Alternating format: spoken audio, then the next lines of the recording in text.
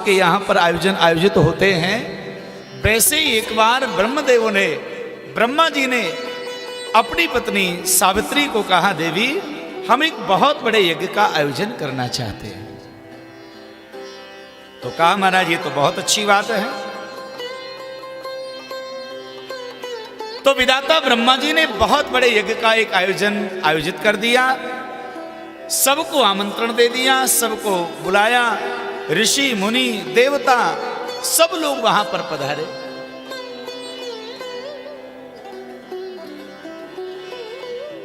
लेकिन जब पूजा का कार्य आरंभ करने के लिए जा रहे थे तो भगवान श्री गणेश जी का नाम लेना वो भूल गए। और हमने आपको निवेदन किया, भगवान गणेश जी के दो नाम बड़े प्रसिद्ध हैं, एक नाम है विघ्नहर्ता और दूसरा नाम है विघ्नकर्ता। हाँ, और भैया घर परिवार में भी कोई ना कोई ऐसा देवता होता है, उनको गणेश जी का रूप मानना चाहिए। अगर उनको पूछ लिया तो विघ्नहर्ता है और ना पूछा तो विघ्न करता है, तो उनको भी भगवान गणेश जी का रूप मानना चाहिए। वर्णन आता है, महर्षि भार्गव मुनि कहने लगे, हे राजा सोमकांत, विस्मृत्या पूजां विनायकी सुमा, भगवान श्री गणेश जी की पूजा का विस्मय हो गया, भूल गए कि हमें गणेश जी की पूजा करनी है।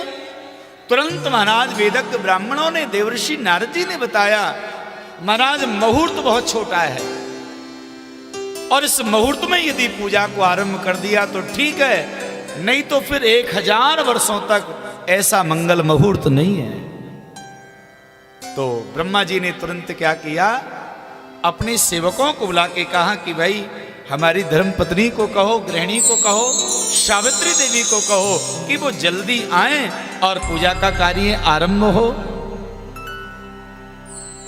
तो सावित्री देवी को बताया गया, माताओं का, बहनों का एक स्वभाव रहता है, घर के बहुत सारी जिम्मेदारी रहती है तो बड़ा निकलने में समय हो ही जाता है। कहीं शादी में, विवाह में, किसी कार्य में आप जाएं तो पुरुष लोग जो हैं वो शीघ्र तैयार हो जाते हैं, लेकिन देवियों को थोड़ा समय लग जाता है, साज सज्जा में भी लग जाता है, तैयार होने में भी लग जाता है। पुरुष इतना ध्यान नहीं देता है, लेकिन देवियां बहुत ज्यादा देते हैं। तो सावित्री जी ने विचार किया, इतने देवता आएंगे, इतनी देव पत्नी आएंगी, ऋषि आएंगे, ऋषि पत्नी आएंगी, कोई क्या कहेगा, और मैं ब्रह्मा की पत्नी हूं तो मुझे बहुत आदर के साथ में, बहुत सज्जा के साथ में जाना चाहिए। देवर्षि नारद जी गए और नारद जी ने कहा कि माते आप शीघ्र चलिएगा, मुहूर्त निकलने वाला है। सावित्री मैया ने कहा कि नारद बस आई, थोड़ा सा विलंब हो रहा है। सावित्रीम गृह कार्येषु शक्तां त्यक्त्वा मुनीश्वरा, हे नारद जी तुम जाओ और अभी मैं थोड़ी देर में आ रही हूं। नारद जी चले गए। फिर मैंने ब्राह्मणों ने कहा, भाई मुहूर्त निकला जा रहा है, जल्दी लेकर के आओ। फिर नारद जी गए और नारद जी ने उन्होंने विनय किया, माते समय निकल रहा है और नहीं तो 1000 वर्ष तक फिर कोई मुहूर्त नहीं है। सावित्री मैया ने कहा, अभी चलती हूं, अभी चलती हूं। अब वहां पर सब लोग चिंतित, यज्ञ का कार्य प्रकृति के उत्थान के लिए, देवों के कल्याण के लिए, मानव जाति के लिए ये यज्ञ बहुत आवश्यक है। अगर नहीं किया तो 1000 वर्ष की प्रतीक्षा करनी पड़ेगी। तो क्या करें, ब्राह्मणों के पास में विकल्प बहुत होते हैं। तो ब्राह्मणों ने तुरंत कहा कि एक काम करो, अभी ब्रह्मा के लिए दूसरी पत्नी तैयार कर देते हैं। भाव से बोली, हर हर। हाँ महाराज, बहुत विकल्प है। आदरणीय हमारे गुप्ता जी किसी कार्यवश पूजा में नहीं बैठ पा रहे हैं तो काम सारा हो रहा है। हाँ, पूजा भी हो रही है, सबका तिलक भी हो रहा है, दक्षिणा भी सबको मिल रही है, काम सारे हो रहे हैं। तो ब्राह्मणों के पास में बहुत सारे विकल्प होते हैं। तो ब्राह्मणों ने कहा, भाई सावित्री देवी नहीं आ रही है तो क्या किया जाए। तो तुरंत महाराज वहां पर गाय माता खड़ी थी और गाय माता को ही महाराज देवताओं ने अभिमंत्रित किया और गाय माता के द्वारा ही भगवती गायत्री माता को प्रकट कर दिया महाराज। गायत्री मैया की जय। हाँ, तो जैसे ही गायत्री माता को प्रकट किया तो गायत्री माता प्रकट हो गई, ब्रह्मा जी के वामांग विराजमान हो गई, वामांग विराजी। और यहां पर महाराज वेद मंत्रों की ध्वनि आरंभ हो गई। ब्राह्मण लोग सब एकजुट मिलकर के और स्वस्ति वाचन बोल रहे, और इतनी जोर से बोला, इतनी जोर से बोला कि सावित्री मैया जहां श्रृंगार कर रही थी ना, वहां तक आवाज पहुंच गई।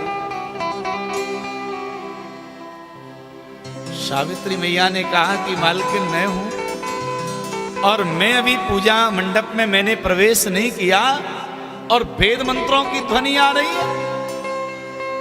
ऐसा लगता है कि मेरी अनुपस्थिति में देवताओं ने कार्य आरंभ कर दिया होगा। तो महाराज सावित्री मैया अपनी साज संगा श्रृंगार पूर्ण करके तीव्रता से दौड़ी हैं। और जैसी सावित्री मैया की दृष्टि ब्रह्मा जी पर गई और ब्रह्मा जी की बगल में माता गायत्री को जब विराजमान देखा, तब तो महाराज हालत खराब। कहा कि ये कौन है? तो ब्राह्मणों ने कहा, देवताओं ने कहा, माता मुहूर्त निकल रहा था, गाय माता से गायत्री माता को प्रकट किया है। अब तो महाराज बड़ा क्रोध आया उनको, और एकदम क्रोध में आकर के उन्होंने बिना विचारे ही माता सावित्री ने सबको शाप दिया है।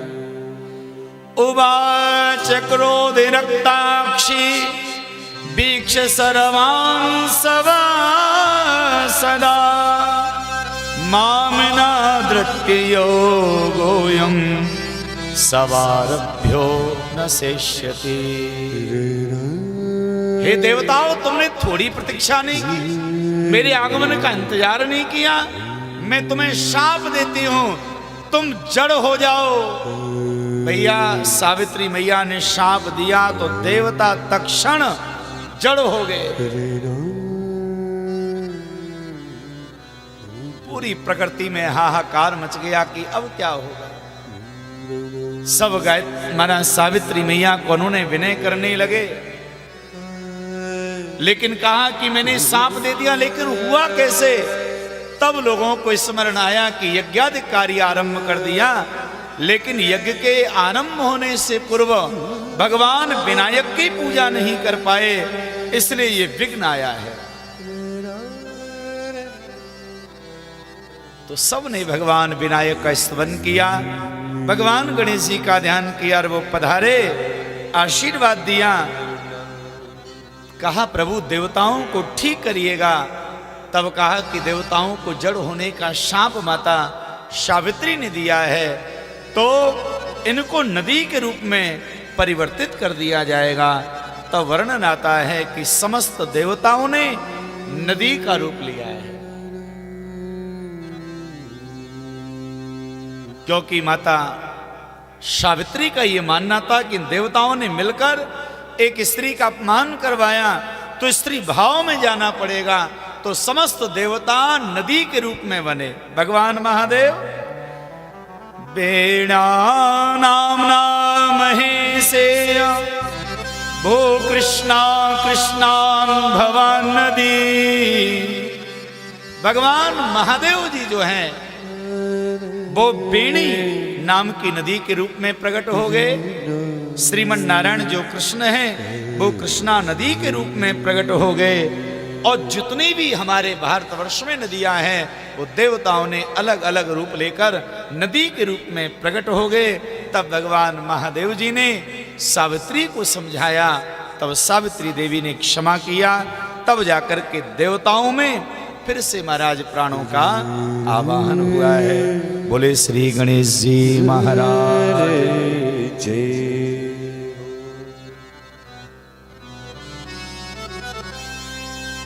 इसलिए जो भी हम कार्य करें भगवान गणेश जी का आरंभ में नाम लेना अति आवश्यक है, बहुत जरूरी है।